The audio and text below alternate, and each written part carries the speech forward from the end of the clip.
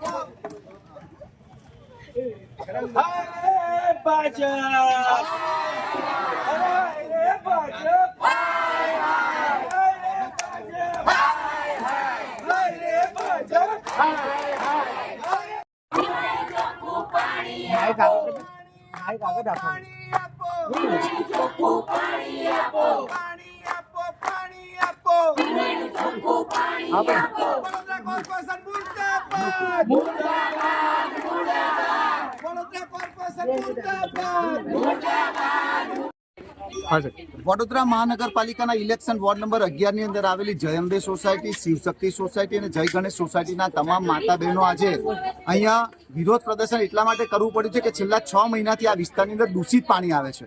છેલ્લા 6 મહિનાથી પીવાલાયક પાણી નથી આવતું, પૂરતા પ્રેશરથી પાણી નથી મળતું। એક બાજુ આપણે સ્માર્ટ સિટીની વાતો કરીએ, 24/7 ના પાણીની વાતો કરીએ અને 1 કલાક પીવાનું પાણી નથી મળતું, ત્યારે આજે ભગવાનને જો પણ અભિષેક કરાવવો હોય તો ચોખ્ખા પાણીથી કરી શકાય, પણ ચોખ્ખું પાણી નથી એટલે ગંદા પાણીથી આજે આ રાજનેતાઓ, એના ધારાસભ્ય શ્રી કેયુર રોકડિયા અને અહીંના ડેપ્યુટી મેયર, આ જ લોકોએ જીતાડેલા જે કોર્પોરેટર છે આજે ડેપ્યુટી મેયર બન્યા છે એવા ચિરાગભાઈ બારોટની પર ગંદા પાણીનો અભિષેક કર્યો છે। અને જો આગામી દિવસોની અંદર હજુ પાણીની સમસ્યાનો નિકાલ નહીં આવે તો આ જ માતા બહેનો અહીંના કમિશનર સાહેબને પણ ગંદા પાણીના અભિષેકથી નવડાવશે।